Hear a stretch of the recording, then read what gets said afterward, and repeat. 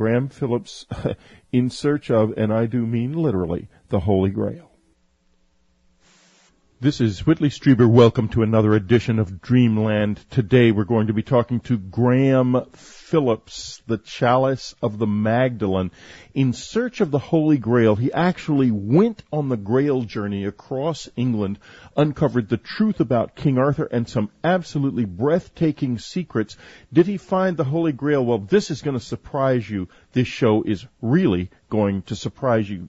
For subscribers this week, we have an incredible program, if I do say so myself. Joe Bullard and I talked together. Joe is one of the experts on the Coral Castle, Ed Leeds Scalman's Coral Castle in Florida.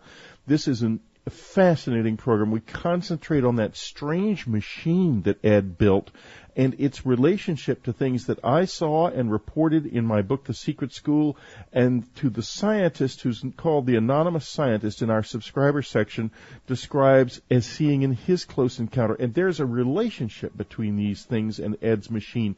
It's a really, really interesting interview. Next week on Dreamland, the Mayan calendar and the transformation of consciousness. This is an awesome program, a huge, important book forward by Jose Arguelles.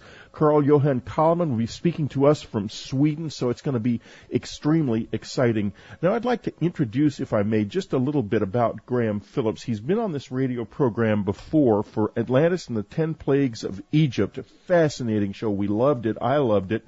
And he is, let's see, he hails from, where are you from in England, Graham? It's Staffordshire, which is, well, right in the middle of England, right very close to where Shakespeare was born at Stratford-upon-Avon. It's a beautiful area. I have been in there. It's really a very magical area. So what's it like at the moment? It's sunshine, which is strange for this country. Our summers are renowned for being very wet. But no, it's very sunny and warm at the moment. Is it hot? It's about 70 degrees, which, again, for this country is pretty good. Well, yeah, I hope you don't have a heat wave like you did last summer. Yeah, I think last year we had 100 degrees at one point, which I think is the hottest ever recorded in this country. Right, yes. Did you happen to see the movie The Day After Tomorrow? No, I haven't seen it yet. Oh, well, you should see it. It's based on a book Art Bell and I wrote called Superstorm. Oh, right. Oh, well, I'll definitely go and see that then. Well, yeah. And don't believe them when they say that it couldn't happen that fast. It's not true. It could. But let's go on now. The Chalice of Magdalene.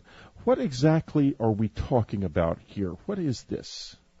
Well, really, it's a version of the Holy Grail, or at least it was. The Holy Grail, in normal legend, is supposed to have been the cup used by Jesus at the Last Supper, which was then used by one of his followers at the crucifixion to collect a few drops of his blood. And from that, it's supposed to become a magical, if you like, holy artifact, which, if you drank from it, would cure you of all ills, give you eternal life, and all sorts of things. So this cup is called the Holy Grail, and it was supposed to have been brought to the island of Britain shortly after Jesus' death, where it was hidden, and in legend, many people, including King Arthur and his knights, went searching for it, and if anyone found it, they'd have the secret of eternal life, and so forth. Now, that is the story of the Holy Grail that we all know. However, the earliest references to the Holy Grail don't refer to it as this cup that was used at the Last Supper, but as a small cup or jar used by Jesus' friend Mary Magdalene. And she was supposed, as the Bible says, that she went to the tomb to discover that Jesus had risen from the grave. She went there, according to St. John's Gospel, with a small cup with ointment in it, which was used traditionally by the Jews at the time to, if you like, to put on the body, to anoint the body of someone who had died. She went there with this small jar with this ointment in it, only to find that Jesus had risen from the dead. She then sees him in the garden, and according to legend, although this isn't in the Bible, she then collects a few drops of blood from the wounds that he shows up in his hands when he'd been on the cross, and this cup, which is called the Chalice of Magdalene, or the Magdalene Chalice, was attributed with the same mystical powers, if you like, that the Holy Grail, the cup of the Last Supper, was attributed with. And this, too, according to legend, was brought to Britain and hidden somewhere. So it was my theory, really, that the story of the Holy Grail may not have arisen because of the cup used at the Last Supper, but by this small ointment jar that Mary Magdalene had. And that is what the Marian chalice, or the Chalice of Magdalene, actually is. Well, let me ask you this, then. Why Britain? Why does Britain figure so strongly in all of these stories? Well, the reason is that it was the last outpost of the Roman Empire in the West. Christianity, as we know it, didn't really come about until around about 325 AD. I mean, obviously there had been Christians before that, but as an organized religion, the Roman Catholic Church was not established until 325 or thereabouts AD by a Roman emperor, Constantine the Great as is known, who established the Roman. He was the first Roman emperor to become a Christian, and then he established the Roman Catholic Church, as it then became known. And a number of sacred artifacts were collected from all over the empire that were thought to have been associated with Jesus and kept at what later became the Vatican in Rome. And of these, the cup of the Last Supper was supposed to have been there. So also was this Chalice of Magdalene.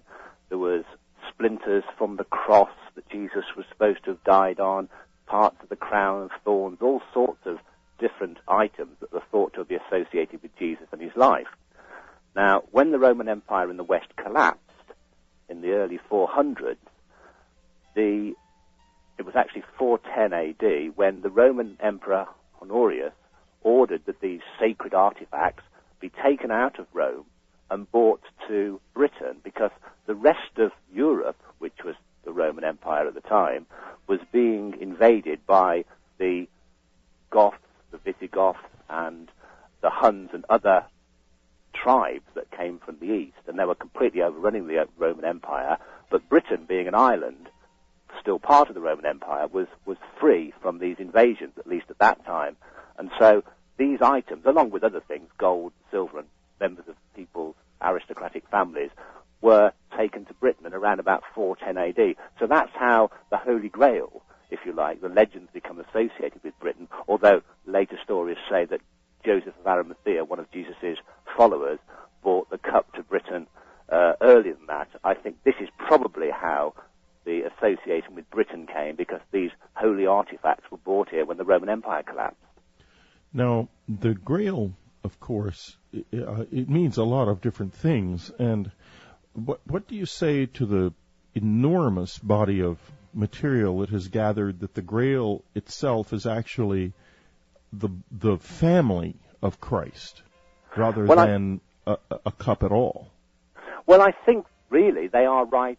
They're probably all right, because the actual word Grail probably comes from, again, there's some dispute about this, but it probably comes from an old French word, which was engrail, which simply means holy or holy relic.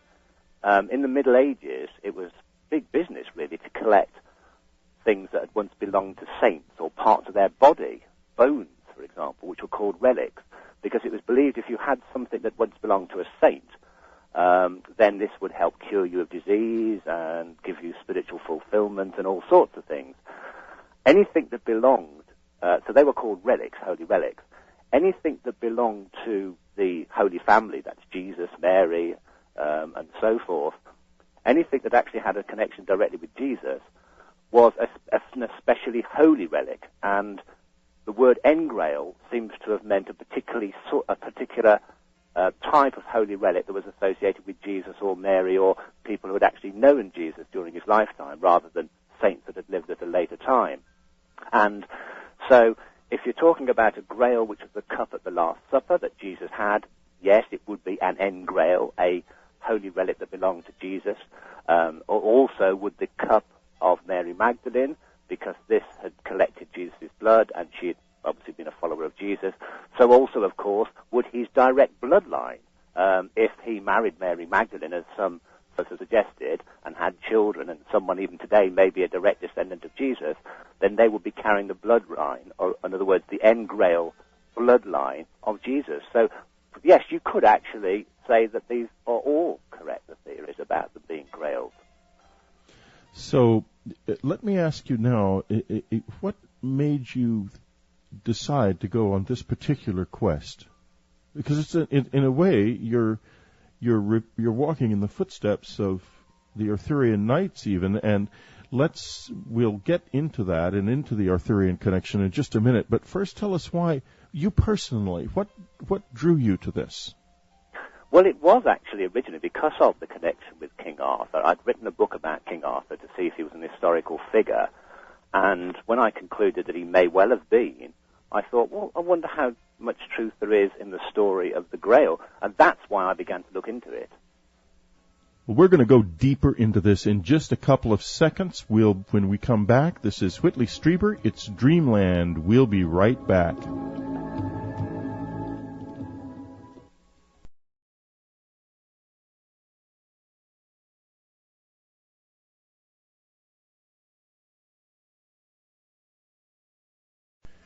This is Whitley Strieber. It's Dreamland. We're back talking with Graham Phillips about a quite magical book, The Chalice of Magdalene, The Search for the Cup That Held the Blood of Christ.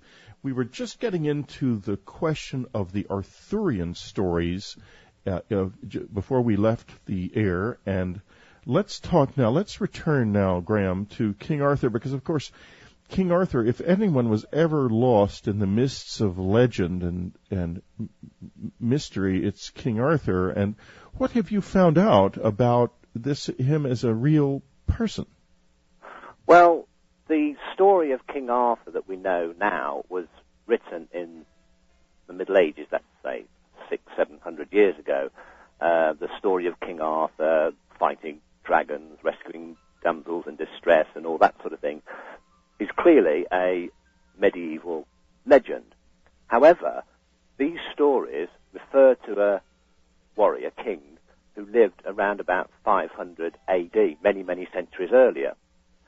And a number of scholars have actually looked at this period of time to see if there really was an historical figure called Arthur. And in fact there was. There are a number of early documents that survive in the British Museum in England, which date from what they've called the Dark Ages, around about 700 AD, that refer to a man called Arthur, who was the last of the Roman rulers of Britain, really, to fight against the invading Anglo-Saxons who came from Germany and Denmark and invaded this country after the collapse of the Roman Empire. And this man, Arthur, or Arturius as some people call him,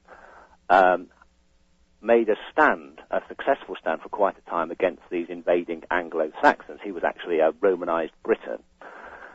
And this figure does appear to be a real character upon which they base the legends. He wasn't fighting dragons and so forth, but he was a genuine heroic leader. Now, I began to wonder where he really came from, because in England there's many sites associated with King Arthur. Some people say he came from far south of the country. Many people in America have probably heard of Glastonbury in the southeast of England. He's supposed to have come from there. Others say he even came from Scotland, which is right to the north of England. And other people say he came from Wales, which is to the west of England.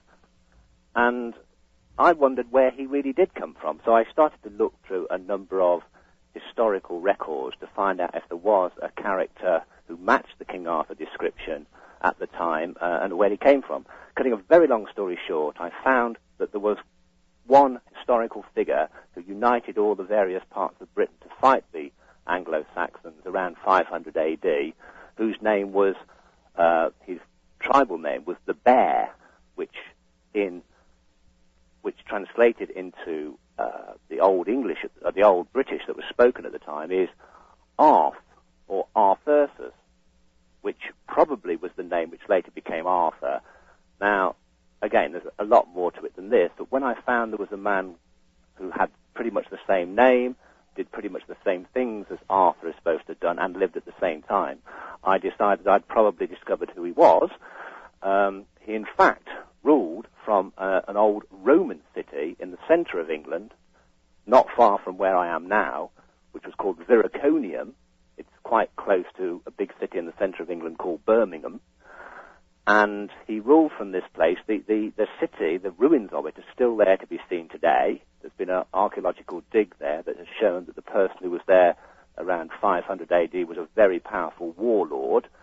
And I actually found out where this man was buried, Arthursus was buried, and it was a large tumulus, a large burial mound, which again dates from the right period of time, just to the north of this city of Viraconium. I have to ask you, how fascinating, how did you find out where he was buried? Because of an early British war poem that was written around about 50 to 100 years after the time that Arthur was supposed to have lived, and it refers to this great warrior Arthursus being buried in a place called the Churches of Bassa. Now, there is still a village not far from Viraconium called Bass Church, the Churches of Bassa, Bass Church. I thought, could it be the same? Just outside this village, this little town, there is as I say, this tumulus, this burial mound, and we managed to get some archaeologists with geophysics equipment, that's electronic equipment that can look under the ground, like ground sensing radar, to see what there is there, and found that this was a burial site. They dated it from the right period of time, and it seems that there was a body there, and whoever it was appears to have been buried with a shield. Now, there hasn't been an actual dig yet to dig it up because the permission hasn't been got from the authorities in Britain that are responsible for that. We're going to have to stop for just a moment. This is Whitley Strieber. It's Dreamland. We'll be right back.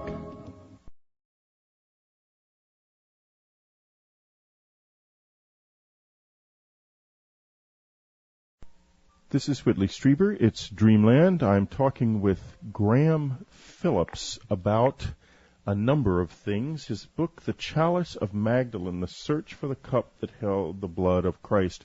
Graham actually went on a Grail search, not unlike the Knights of the Round Table. Of course, I wouldn't guess that the search has the same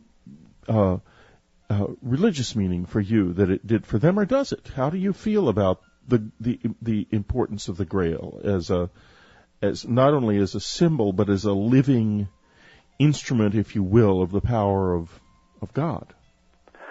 Well, from my own point of view, I was simply doing it out of an historical interest. I mean, to my satisfaction, I decided that there was enough evidence that King Arthur was an historical figure. I just became interested in whether or not there had been a Grail search and what this Grail was.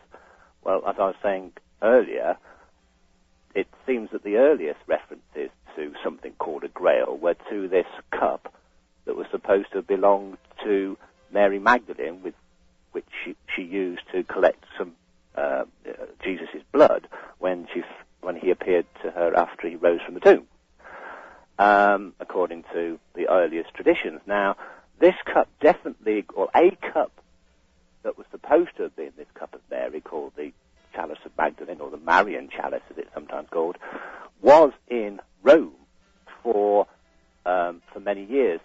Apparently, the story behind it is, according to a 5th century Greek historian, he says that the mother of the first Roman emperor to become a Christian, that's Constantine the Great, his mother, Helena, she went in around about 325 AD to Jerusalem looking for artifacts that she believed had been associated with Jesus in his lifetime. Now, she found the place that was locally thought to be the Holy Sepulchre, where Jesus' body was buried, and she had a number of her troops excavate the area around it, and they found various things that she thought was associated with Jesus. And one of these was a small, what was described as a scent jar. Now, for whatever reasons, we don't know, she decided that this had been the scent jar that belonged to Mary Magdalene. Now, whether it did or not is immaterial. The fact is, she took that back to Rome. It was put on display in a place that later became the Vatican, and it was thought to have miraculous powers. And this, the miraculous powers that it's supposed to have had was that if anybody touched it, they could be healed, and they would gain spiritual enlightenment. And so what she did was basically people had to pay to go and have a look at it. Eventually, many years later, so it stayed in what became the Vatican for many, many years, until around about 410 AD, when it was taken from Rome, along with a number of other artifacts and precious belongings, and brought to Britain. And that's the last, historically, that we hear of this.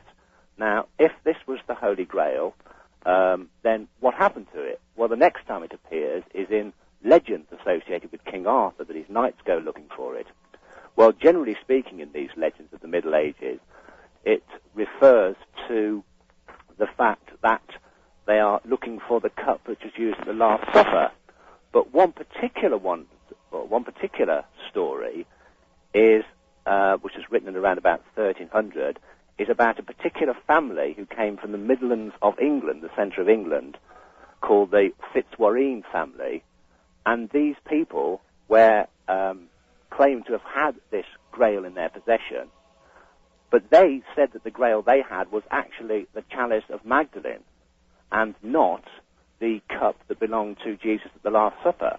So this was the cup I decided to try and find out what had happened to it. Which is your story, in a way. And now, there are some fascinating illustrations in the book, of really illustrations of the places you went in your journey and some of the things that you found. And tell us first, did you feel that there was an effort made to hide the cup, or has it simply been lost? Well, what happened is that for many years, people, I think, had just assumed that it had just become lost. But this family, as they call the Fulk, the man who actually is supposed to have had it in the Middle Ages, called Fulk Fitzwareen, his family continued to live in a small town called Whittington in the centre of England.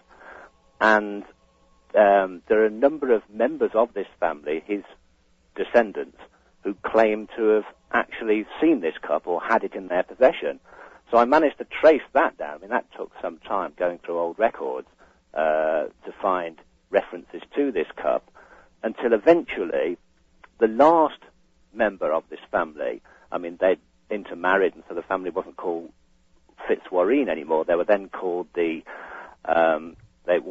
name changed a number of times over the years, but the actual last member of this family to claim to have this cup was a guy called Thomas Wright in around about 1850, and what he did was because he had no children to hand it on to, he wrote a book saying that he'd actually hidden this cup somewhere near where he lived, around about where this Whittington was, and that he'd left clues in this book as to where he'd left this cup. I think he saw himself as some kind of latter-day Merlin, that he thought, well, if he hadn't anyone to hand this cup onto, it was a very important thing if he hid it and then left clues, then, I don't know, maybe he thought that in some future time somebody would find it and it would become, I don't know, almost magical, that somebody would be going on a quest to try and find this, like the story is that Arthur did. Now, did you feel any sense of magic when you were on this quest? Well, first of all, I didn't. To start off with, I just didn't think that this guy had really hidden something. I thought it was a bit of a joke. Mm-hmm. So to start off with, no. Basically, what he did is he wrote a poem about this knight, which he calls, well, basically it's all about the knight of King Arthur called Gawain. And in the poem, Gawain goes in search of this cup, eventually finds it, and then he rehides it somewhere. And he basically, the last verses of the book are saying, well, if anyone can find this, try and solve my clues as to where it might be. And he ends up standing at a castle, which is, again, in the centre of England, near a place called Shrewsbury, called the Red Castle. It's an old red medieval red brick medieval castle. Right. He stands on the battlements of this castle and then says, right, it's hidden here somewhere, and that's how the poem ends. And you went there, of course. Well, I thought, I'll go to this area and see if it is really, if there's anything around here. But it took some time, and what kept striking me as strange is that the last words of the poem were the horn was blown, the treasure lay, the shepherd's songs to guide the way. And underneath this, there was these 2 lines of Roman numerals, about 12 or 13 numbers in the top line, and underneath in the Roman numerals, the X and the V's and the number ones and so on. And I couldn't help but think this must be a code. I thought first, maybe it was a printer's mark at the bottom of these the bottom of this page. I showed it to a number of authorities on old books, and they said no, they couldn't think what it might be. And so I thought, if it's not a printer's mark, then maybe it's some kind of code. It took a long time to eventually figure out what it might be, but somebody once said to me, actually where this red castle is now, right next to it is this big hotel, which is a golfing resort. And so I was staying there one night with a couple of friends, and somebody said, do you think the shepherd songs, are the shepherd songs in the Bible? And I said, no. And then suddenly I thought, hold on, there are. In the Old Testament, there's the book of Psalms, which traditionally are supposed to have been written by King David, the Israelite king, who was supposed to have been a humble shepherd before he became the Israelite hero by slaying the giant Goliath. And he's supposed to have written, so he was a shepherd, he's supposed to have written the Psalms, which were songs. So I thought, maybe these numbers at the bottom of the page had something to do with the Psalms. Maybe the first number was the number of the Psalm, and the second line represented the verse. So by doing that, we went up to one of the rooms, got a hold of a Gideon's Bible, which happens to be in every hotel room in the world virtually, and went to the Red Castle nearby where the poem ends, and read out the first of the Psalms that we got in this, we'd devised, we'd managed to work out in this way. And it basically said, lead me to the rock that is higher than I. So I thought, no, this is too much of a coincidence. We're standing on this battlements of this red castle. Right opposite us is this huge cliff, a rock, and on top of it is a ruined church, chapel. So we thought, we've got to be on the right trail. Is this, do you think, the Chapel Perilous of legend that has inspired so much literature in our world, including, of course, The Wasteland and the Jesse Weston book, From Ritual to Romance, that in turn inspired it? Well, yes and no. What I think it could be, I don't think it's obviously the original, because this particular ruined chapel was actually what they call in England a folly. It was something that is made to represent and look like a ruined chapel, and it was put there a couple of 100 years ago. But I think it was made to represent this.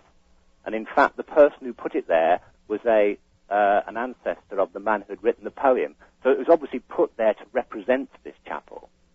But it wasn't actually that wasn't where the trail ended. We actually then went to this ruined arch, this chapel, and then what we did is we decided to consult the second reference. And the second reference basically said something along the lines of, lead me now into the heart of the rock. And right underneath where this chapel is, there is this entrance into this labyrinth of caves cut out into this cliff. They were actually man-made caves. Somebody actually deliberately dug these out. And inside, there's all of these arches being carved out into the rock, like caverns, arches and pillars, all carved out of the natural rock. Somebody had obviously, again, a couple of 100 years ago, gone to a lot of trouble to create this artificial grotto, as it were.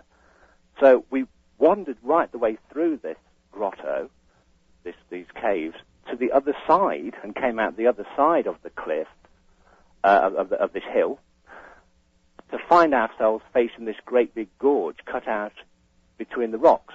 Wow. And the next verse read, lead me down the valley. So we knew we were onto something. Yeah, gosh, what a clever thing. I mean, how exciting it must have been to realize that you were on this trail laid now. How long ago again was it written? Well, this guy had actually written this thing about 150 years ago.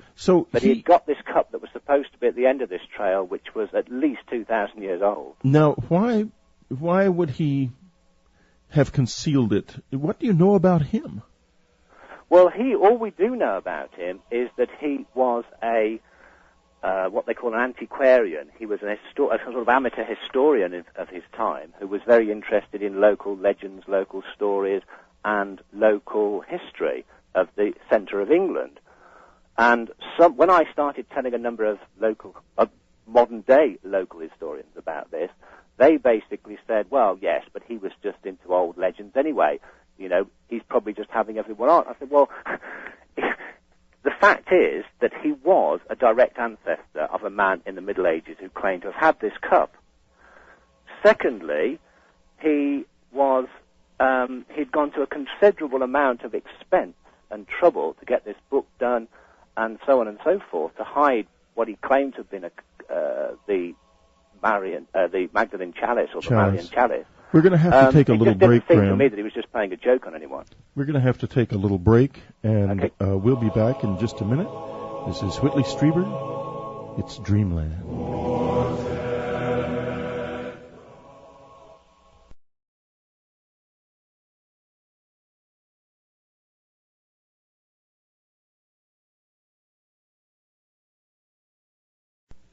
This is Whitley Strieber. It's Dreamland.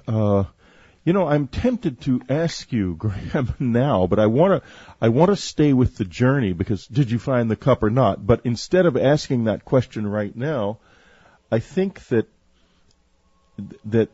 I need to ask a little bit more about this family and the antiquarians' forebears back in the Middle Ages claiming possession of this cup. And above all, why would he continue even in the 19th century when you would think that it would be unimportant for it to be secret? In fact, one would think he might have even wanted to display it. Why instead did he keep it secret? Who were these people? Well, they seem, in short, to have been the descendant of the person who appears to have been the historical King Arthur. I remember I was saying about this man whose name was Arthursus, or in the original language, the Bear, who was a warrior who lived in the Midlands of England. Well, there are many genealogies, family trees, that still survive in Britain in the British Museum of the old warlords and kings of England. And we can trace the descendants of this man, who appears to have been the historical King Arthur, right the way down to the Middle Ages. Now, when the Normans from France invaded Britain in 1066, a lot of these old British aristocrats were married into the Norman families. And one of these, a woman who is a direct descendant of this historical Arthur figure, Arthursus, she marries a man called Fitzwareen, and hence the Fitzwareen family are, if you like, at least their children, are the descendants of King Arthur. Now, this is why they claim to have had, in this book that was written in around about 1300 called the Story of Fulk Fitzwareen, which is basically about one of these people who was a great warrior at about the time that King John lived, and Richard the Lionheart. Right. They basically said that he was that he was supposed to be the greatest warrior in Britain at the time. And in all this story that they tell about him, they also say that he has this cup, the Chalice of Magdalene. And so then we find out that there are a number of other historical characters after him who also claim to have had this same cup. Why they actually told people about this, I really don't know. But there's certainly, it's not just one or two of them who claim to have it. It keeps turning up historically over and over again that this family have this cup. Why the last of them, Thomas Wright, decided to hide it, and then leave clues as to where it was. I literally have no idea. He never left any papers explaining why he did it.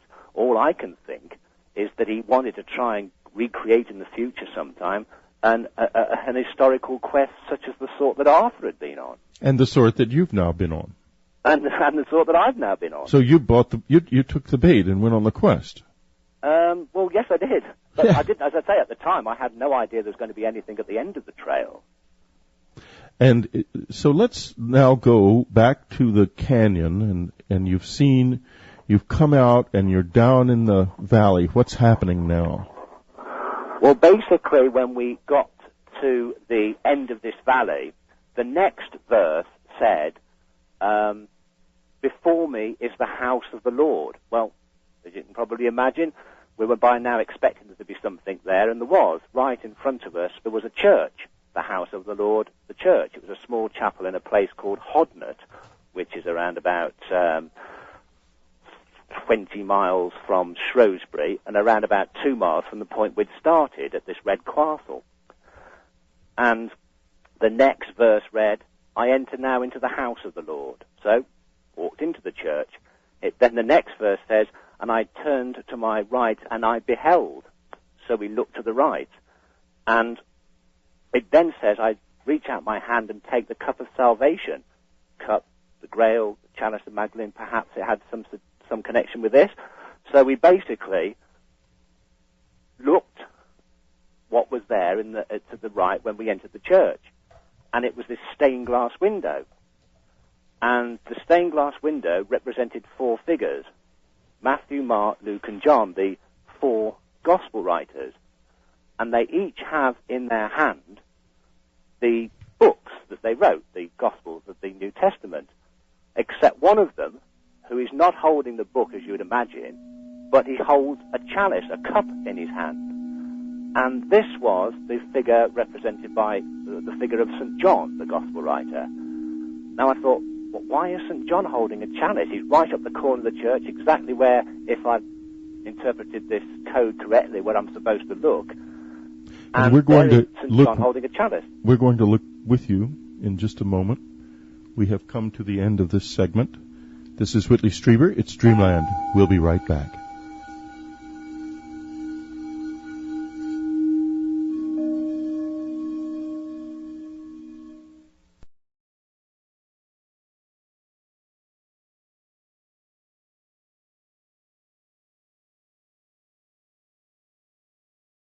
This is Whitley Strieber. We're back with Graham Phillips. We are talking about the Chalice of the Magdalene, the search for the cup that held the blood of Christ. And frankly, we're quite close. Graham, why don't you continue this narrative? I'm on the edge of my seat, I have to tell you. Well, we basically found this stained glass window, and when I later looked into it, discovered that it had been donated to the church 150 years ago by exactly the same guy who had written this poem and had left us this trail of clues. So there could be absolutely no doubt that this window was what we were supposed to have been looking for. So as I say, it showed the 4 gospel writers, Matthew, Mark, Luke, and John. Right. And so but one of them, John, was holding a chalice in his hand, and this is not supposed to have been what he's had. He should have had the book that he wrote, the Gospel of the New Testament, just like the other 3. And so I thought, well, this figure has got to be important in some way. So how? Well, it took a long time to figure the next bit out, but above the heads of the 4 gospel writers were 4 other little stained glass windows, and in each of them one was an angel, the other was a bull, the other was a lion, and the last one was an eagle. Now these are the early Christian symbols for the 4 gospel writers, Matthew, Mark, Luke, and John. Now above John's head there was an eagle, and above the other heads of the other figures there was their representative symbol. Well, of course, those are really very deep symbols, because they're also the 4 beasts of the Sphinx and of the Go ahead. Yes, they are, yes. They also represent earth, air, fire, and water, all sorts of things. Right. And we will be talking about the Tarot, of course, in a few minutes. And the Tarot is organized around. I've written a book about it called The Path, about the 4 different. Well, we won't get on a tangent, but we will talk about the relationship with the Tarot in a minute. Let's go on with where we are. Well, when I saw these little windows above the main, well, part of the main window, but the figures above the heads of these 4 figures, the bull, lion, eagle, and angel, I thought, that reminds me of something. I'm sure that there was something about this somewhere. Anyway, it happened that when I was looking through this grotto, the cave that we'd already walked through, that were under this ruined chapel on top of this cliff, I'd actually read about the fact that there used to be 4 statues that stood there, and these statues are a bull, a lion, an eagle, and an angel. And I thought, maybe that's important. We've got to find these. We went back to these caves, and there was this great big sort of cavern in the middle of them, which had been sculpted out to show arches and so on. You could see the arches where there had once stood 4 statues, but they weren't there anymore. So we asked the owner of the hotel nearby, Hawkston Park Hotel, who actually owned this land, what had happened to these statues. And basically they said, well, some years ago they were being moved out of that cave, down the cliff, because some local landowner wanted to put them in his garden. And while he was doing this, the rope broke, the tackle and the rope broke that was trying to hoist them down the cliff, and they'd fallen apart and smashed up at the bottom somewhere. And I read a newspaper article about this that they'd kept, dated 1920, and a man called Walter Langham was the local businessman who had tried to hoist these statues down the cliff, and when one of them broke open, which was the eagle statue, it said that he'd found a small little cup in the base of the statue. I thought, what? The eagle was what was above the head of the St. John figure in the window, and it was the eagle statue inside of which they'd discovered this little cup in the 1920s. I thought, where is it? And at that point, we couldn't find out anything about where it had gone. So you were stuck. For a long time, because I thought, we searched around the whole grounds and rediscovered the bull statue and the broken eagle statue, and actually had them hoisted back to where they were. They're actually there now to be seen. I mean, the park is actually open to the public now. It's around this old golf course, but you can walk around it. And though 2 of the statues, the lion and the eagle, are back in there. Unfortunately, the eagle's base is broken, and this is where this man Walter Langham in 1920s found this small cup. So, cutting a long story it's short, really I fun managed to trace. It's fun to be, as we're talking, I'm literally going through the illustrations in the book, which are quite wonderful, and I'm looking at the. I just want everyone to know I'm literally looking at the stained glass window and the John figure, the eagle above the John figure, and so on and so forth as we are talking. So let's continue on, and you can see the valley and everything the White Cliff Gorge he went down through, and the little church itself. It's quite fascinating. It's quite impressive, that valley, though. I mean, you can see how tall how high that cliff is. Indeed. It's quite a long way for these statues to have fallen down, and it's quite clear why they're broken up when they hit the bottom. But anyway, I managed to trace the descendant of Walter Langham, the man who had found this cup, and she was a girl called Victoria Palmer, who lived in the town of Rugby in England, which is incidentally where the game of rugby was invented. And they went, it was it's pretty much in the middle of England, about 10 miles to the, 20 miles to the east of Coventry, which is, it's a bit complicated, but it's in the middle of England. Anyway, right. I went to this town to have a look at, to visit this girl, Victoria, whose great-grandfather had been the man who found it, and asked her if she actually knew what had happened to this cup. And I thought she'd have probably said, we've got no idea. But she said, oh, yes, my mother had it. It's, as far as I know, it's still up in the loft, in the attic of the house. I thought, what? I said, can you get it? So we went up there together to the attic, and in all boxes full of old crockery and old newspapers and that, wrapped up in some old newspapers, she got out this small little cup, and I thought, that's it. She said, yeah, this is what my grandmother had, and this is what my ancestor Walter Langham found. The family just thought it was an interesting little oddity that perhaps a Victorian mustard pot or something. So I looked at it, and it turned out it was made of green onyx stone. Right. It looks like an egg, a kind of thick egg cup. Right, I'm looking at it as we speak, and that is a very good description. A sort of onyx egg cup, rather roughly made, actually. Yes, well, that's exactly what it looks like, and it's about the size of an egg cup, just a little bit bigger. So I thought, well, that's it. There could be no doubt that this was what was found in the base of the eagle statue, mm-hmm. and there could be no doubt that is where the clues had led us. So whatever this guy hid 150 years ago, Thomas Wright, whatever he hid, was this thing. Now, could this thing have been the same cup, the Chalice of Magdalene? I decided the best thing to do was to take it to the British Museum, and Victoria said, yes, it's fine, you take it along.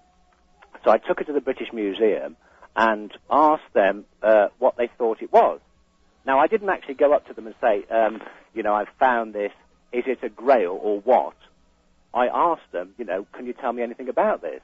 And they said, without me prompting them in any way, they said, it looks like a Roman scent jar. Now, remember, Mary Magdalene is supposed to have collected drops of Jesus' blood in a scent jar or an ointment jar that she took to the tomb. Now, good Lord.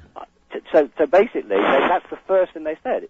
So I said, can you put a date on it? They said, well, we can't. You can't date a cup like this unless, of course, you have it carbonated. You can't carbonate something which is not organic matter. No, unfortunately, that's one of the frustrations of stone. You can't. Yes, you can't do it unless you actually, dig it up out the ground, and they can work out the layer of the strata of the soil, right. how deep down it is, and so forth.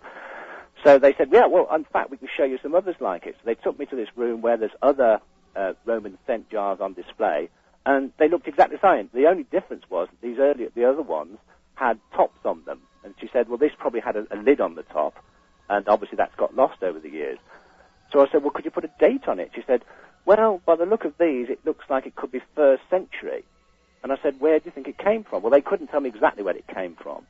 However, later, a museum in Chester in England actually have the facility to work out exactly what kind of stone something is and where it would have been quarried.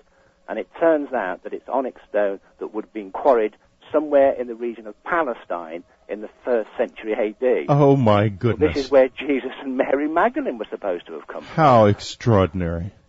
So I have literally no idea whether it really did ever belong to Jesus or Mary, or had anything to do with Mary Magdalene, or ever contained Jesus' blood. But it certainly suggestive, isn't it? It certainly was kept by this family for many years. It may have been associated with the historical King Arthur. It possibly could have been this very same cup that was in the Vatican, or what became the Vatican in Rome for many, many years, and was the cup that started the whole sort of tradition of the Holy Grail. Now, tell me where the cup is now. Well, basically, what's happened to it is that the girl who actually, her family have owned it, they've kept it, and I said to them, well, can you put it in a museum or something? And basically she said, well, no, we want to hold on to it now, so it's still with her. So it's still with her, and it's still with her. What a remarkable story. And folks, the story goes even deeper. It goes into the Albigensian heresy and the Gospel of Thomas and the Tarot. We get into the spiritual dimension of it as well, the hidden spiritual dimension. So do read this wonderful book, The Chalice of Magdalene. It's a lot of fun having you with us, Graham.